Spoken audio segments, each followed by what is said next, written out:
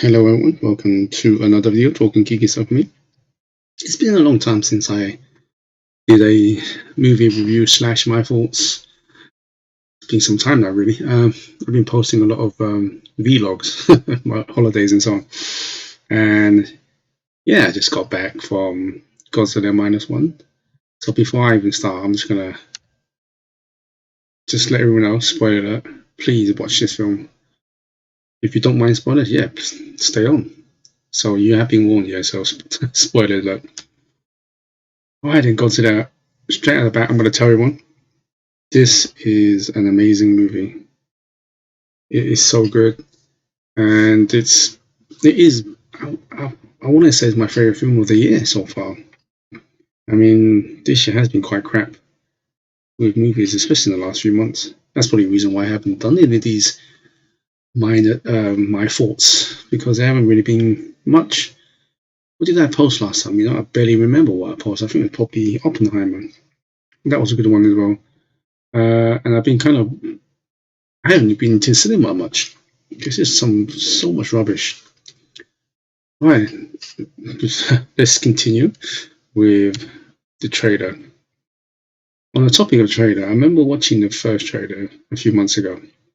I mean, I'm a big Godzilla fan anyway. I've done a video a couple of years about I've been watching Godzilla most of my life really. From in England, for example, when I was a kid, they usually show on I think it was Channel 4 or one of those channels. Usually at midnight, I would stay up all night just to watch Godzilla and a man in a rubber suit. And I used to love her. And so, yeah, big fan of Godzilla. Always loved the movies. But watching this trailer, straight away, you knew the tone. The tone was so different. A lot more serious. And the special effects caught me as well. And then also the Godzilla design is kind of new, but at the same time keeps the classic look. But there's one thing that struck me when I first saw the trailer, the Godzilla design. It was like, wow, this actually looks more menacing. In somewhat, it kind of looks like a bit evil. Kind of like that design, menacing. It looks scary. Then I carry on with more trailers, and I was like, wow, this definitely has a tone to it. I thought the special effects. I mean, if you ask me how much the budget was, I would say in around a $50-60 million budget. And it turned out to be what, 15 million? Probably less than that. The director actually said on what was it, X, Twitter, wherever it's called now, it was less than that. Just goes to show you what an amazing filmmaker is. I mean, look at all these recent movies from Warner Bros. Marvel, $200-300 million. Wow. I mean, everyone's got to take a leaf from this guy, how he did this movie, and it looks fantastic. One of my concerns going into this movie, because if you think about it, Godzilla, nearly 70 years now, right? And I'm a big fan of Godzilla. Growing up with him, there's a nostalgic to it. But I never took Godzilla movies serious. Just a fan thing. Man in a rubber suit, or as you can see as the time progressed, special effects got better, and so on, right? And I was thinking, okay, how are they gonna? I mean, the last Godzilla movie from Toho days, Shin Godzilla, it really injected a lot of serious tones. I barely remember that film. It was good. I liked it. I remember there was a lot of politics they added into that, real life politics, and they tried to add a serious tone. And I thought it worked at that time. So this one, I can tell you now, this is a lot more serious, especially with the kind of setting it was post World War II Japan. And I'm so glad that they pulled it off. The serious tone to it. It didn't, because you go into a movie, Godzilla has this kind of legacy, this kind of stereotype, man in a rubber suit, kind of anti-hero and so on. Let me tell you, this Godzilla is not an anti-hero. It's a force of nature, and like the 1954, it's a force of nature. It's kind of like a combination of what humans done wrong, and this is the answer to all our faults, our problems, and our destruction into one beast, and it's wreaking havoc to the humans that created it. And what I can say is, whenever Godzilla was on the screen, you just felt scared. It was, unlike the other Godzilla films, I'm looking at Godzilla, wow, like a little child in me saying, wow, this is Godzilla, this is so cool. I'm gonna buy the action figure and so on. Don't get me wrong, I'm still going to buy the the figure, of course. But this time he's like, no, this is a different Godzilla straight away. Um, it's the second smallest, so I think it's only 51 meters or so, 1 meter taller than 1954. And it makes sense, and I'll tell you that later on as I talk about this. But set in the final days of, or the final few months of World War II. And it starts with this plane kind of like heading towards the island as the main star of it. Koichi, I am no good at names, some of you probably know. He lands on this island, and then you find out that he's a kamikaze pilot. And he kind of chickens out, he doesn't want to do it. So he makes excuse up that his engine failure. So he lands on this island. I think it's called Oda Island or something like that. I'm sorry, my memory's not good no more. I'm getting old. And engineers and technicians all kind of once over and say, "There's nothing wrong with your thing," you know. And then a little argument saying, "Are you trying to accuse me of something?" Anyway, that night, a Godzilla or a creature, must be about 30 feet, 40 feet high or something like that, attacks the island. And this is like a local legend, local myth, local folklore, and saying, "Oh, this is creature called Godzilla." He starts attacking, and they kind of run off into this kind of like a trench. And one of the, I think the head of the engineer is saying to Koichi, "Go to the, go to your plane." He's got a the machine gun, so Koichi goes to the machine gun, and supposed to fire Godzilla, but as in Godzilla was in the line of sight, he freezes. He freezes, and he didn't do nothing, and that caused most of the people on the island to die. And he faints, he wakes up, the dead body is there, and so on. And he goes, travels back to Japan, mainland Japan, and he goes back to his home, and he's literally his home, his area is all destroyed. He finds out, his parents been killed by the air raid, and he meets his neighbor, Sumiko, I think. Apologies again, my name, my pronunciation is terrible. Her kids died, 2 kids died, and blames Koichi. If you would have done your job, this may never happen. It's kinds of builds a tone up.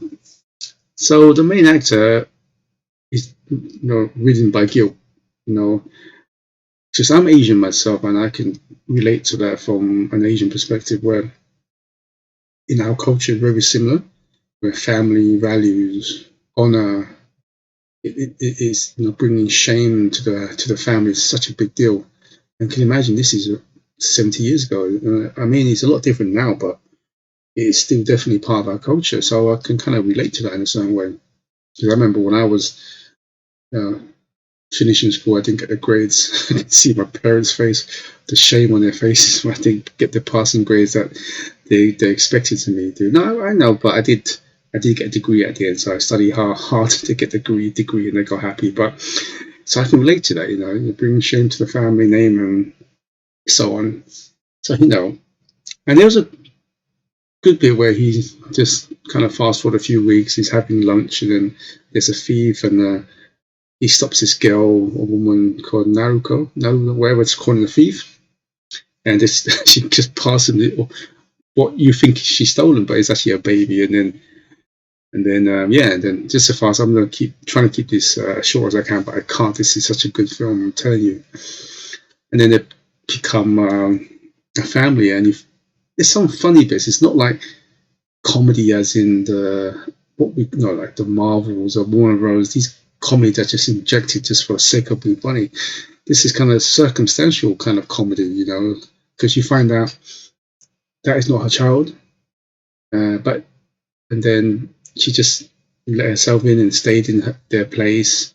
They kind of bonded and so on. And also there was actually a little love story as well. And what I loved about this is like it's got a love story. You got kind of like a parent, how he wants to be a father, but he's ridden by guilt. He can't take that responsibility. There's that story as well. Then there's a stories how he creates new friends and camaraderie with his new mates. So all these different stories happening at one set, and it's so natural, and you can see it blossom. And it doesn't take it doesn't drag. It's not too fast. It's believable as well. And yeah, all these different stories, all these kind of relationship building doesn't detract you from the film. And when Godzilla comes as well, the bit you saw in the trailer where he's like chasing them in the sea, very reminiscent of Jaws. You can see he got inspired by that, and yeah, it's just the entrance is so good, and the special effects, and I love the sound design, the way they use the Godzilla theme.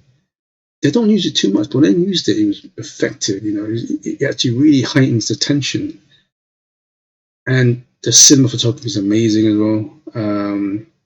And let's talk about the special effects. It's for 15 million, maybe even less. It is fantastic how they did that. I think a lot of companies out there, especially Hollywood, needs to look at this and say, "Wow, how did they achieve that?" And the director himself, he was an ex VFX supervisor, so he probably had an eye for detail. VFX director, and also written by him as well. And hopefully, I want this guy to direct another Godzilla. And this is the first time where I actually rooted. I actually wanted the humans to win. Usually, I couldn't care less about the humans, right? You just want to see monsters fight. You know, it's a cool thing. You know, kids, adults. You know, me growing up watching that. That's what I cared about. But this time, um, I was just so happy to see more of the human interaction. You know, for a monster movie, you know, it's unheard of. So many, monster movies or disaster movies trying to have a human connection. You know, a lot of them fail, and some of them are okay, I suppose. But this one, I actually wanted more of the human interaction. You know, and I felt, you can have, say, another natural disaster or something like that, or and have and just take away Godzilla. This still would have been an amazing movie. You know, it's just a testament of the director, the writers, and the actors all doing their part. But just the main actor is just the way he goes through that guilt. You know, there's so much. It's like the film is very anti-war. There's a couple of good lines. You know, when the crew. You know, he also. I'm going back and forth, but those three together, then you see the time skip. It's not like 10 years down, like, it's like a few months and then a few months there, and you can see the bond of this family. And he finally gets a job. They pay him really well. Basically, his job is to do in the ocean of Japan, sweeping the bombs, the mines that the Americans dropped, something like 60,000 or something. That's why they're paying so much. But I think in a way they don't tell you. There's a lot of story that you just know. You don't. It doesn't write it out for you, saying that he still feel guilty. That's why he's doing a job. Maybe he has a death wish. They mention it as well. And I loved how even his neighbor, who kind of like blamed him for her children's death, right? You can see slowly she helped him out. They become part of a family, and it's kind of like you realize that she slowly forgave him, not because he did anything heroic. No, I think she slowly started to realize that it doesn't matter what he did. If he would have died as kamikaze, whatever, the war would have still ended that way. There would still been an air raid. The kids would have still died. So I think the neighbor kind of realized that and slowly didn't blame him. And he didn't need to be spelled out to the audience. You just kind of knew that, and that's really good acting and directing and even writing. You don't need to write it out to people, and you just know. Yeah, and then he meets up with the crew to do the sweeping. You see the captain, great, traditional kind of the man's man captain, funny as well. And there's a doctor. They call him Doc, and a kid.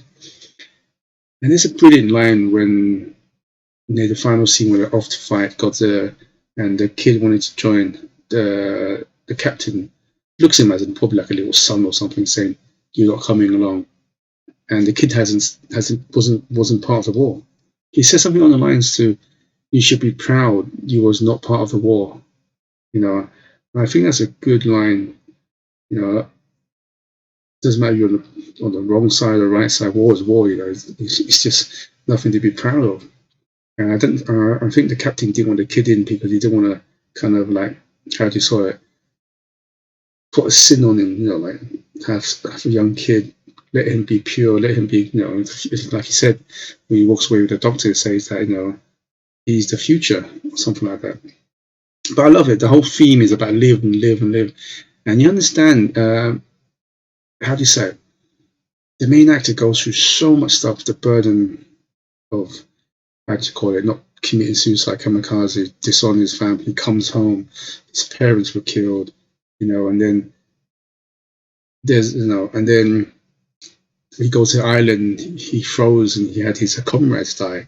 So he's having PTSD, he's going through some guilt and all that kind of stuff. That leads up, and then you can see him slowly kind of like going back to normal until Godzilla attacks, especially the scene when Godzilla comes to Ginza, and you can see Japan slowly building it. And that scene is amazing. And I mentioned as well, Godzilla isn't the tallest, it's like the second smallest. So 51 meters, what's that? 150, 160 feet. So the size of Godzilla, I think, is just right in this time. Because if you watch the legendary ones, it's like, what is he now? 350 feet or something like that? Indestructible. I mean, he can take a nuke and still survive. Can you imagine having legendary Godzilla in the late 40s, early 50s? With that technology, there's no way any country would have survived. So making him big enough, he was big enough, he was scary enough, but at the same time, he wasn't invincible. He was still a force of nature. It was a nice balance. You felt that there was a chance that the humans could have won. Because me growing up watching Godzilla, just every time I see these tanks, these planes flying to Godzilla, I laugh as a kid because they don't even scratch him. This one, it makes a lot of sense. That's why I like what the director chose as the right size, and he wasn't, like I said, he wasn't indestructible. He was just the right amount. So there's, like I say, the Ginza attack, and there's a bit where her name is Naruko. That's it. My name pronunciation. So she's starting to work in Ginza, and on the radio saying Godzilla attacking. So he runs there, saves her. There's a brilliant scene when Godzilla's attacking the train. Anyway, saves her, and then I mean, there was a hint of Godzilla's atomic breath at the beginning underwater. We don't see it. We've all seen the trailer where his dorsal fins pops up and goes blue. The build up and the sound design was so good, and it just flies through the whole city, and or like a little mushroom cloud, like a little. I mean, not as powerful as a nuclear weapon, but it was like a mini nuke or something. A little mushroom cloud grows up, and then you can see the kind of like the wind or the force. And you see, I think it's in the trailer as well. You see Naruko pushes Kochi away, and she flies back, and and then he comes out. Aftermath, you see that you think she's dead. He starts crying. He looks at Godzilla and screams with that anger, and I felt that. Anyway, I'm gonna try and, like I said, there's so much to talk about.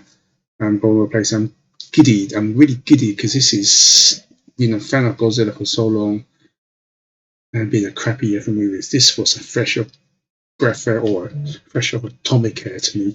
It is such a good film. Like I said, it was a twist as well because I actually wanted the humans to win. Wow, and the ending as well. I mean, I read. Well, actually, some YouTubers there's a couple of them saying, "Oh, the ending could have been different." Like I said, spoiler alert, right? So the motivation for Koichi to fly again to attack Godzilla was revenge for everything. At the same time, also redeem himself. He wanted to go in there, go into Godzilla's mouth and blow up and everything like that. Only another on a side note as well, the way they hatch a plan to try and kill Godzilla makes a lot of sense. They use a lot of science behind it, which is really good. None of this oxygen bomb like the original or something like that, nuclear weapons. It's really kind of like us using science. And he wants to go back and kamikaze Godzilla. And there's a great scene where he finds the ex-captain of engineers to come fix his plane. Like I said, I won't go too much detail about that. And he forgave Koichi. He builds because the doctor did the final speech saying that his country never looked after him. kind of builds up to the final scene that the airplanes, the fighter planes never had ejection seats. So they designed the planes to be, if you run out of ammo, you literally have to kamikaze yourself. So that kind of sets up the ending as well, where the engineer builds or modifies the cockpit and makes the seat ejectable. And you don't see it until the end, where he, Koichi ejects, kills Godzilla, and the engineer tells him live. So the ending, I was saying, some people felt was a bit of a. I liked it. Like I said, normally I don't like. normally I don't like this, but with this incident, I actually cried a little bit at the end. There's actually a couple of times I almost shed a tear, but the ending actually made me cry. Normally I don't like this because Naruto dies. We all think she dies, and there's no hint that she survives. But even though I was thinking, oh, she might survive, but through the last half hour or something, like there was no hint or nothing like that. Until right at the end, the neighbor's looking after the kid, has a telegram. I thought, okay, I guessed it. Then you see her. Then he runs into the hospital, sees her all bandaged up, and is your war over yet, sort of thing like that. And see, normally I don't like those endings. It's like the happy ending where she, in my opinion, most of the time I always think that okay, she should have died or stayed dead. But this time I was actually okay with it. I actually liked it. It was a good happy ending. And yeah, and also one other thing is when they did kill Godzilla, Koichi didn't come back and Koichi's like a hero and like it was throwing him on the air.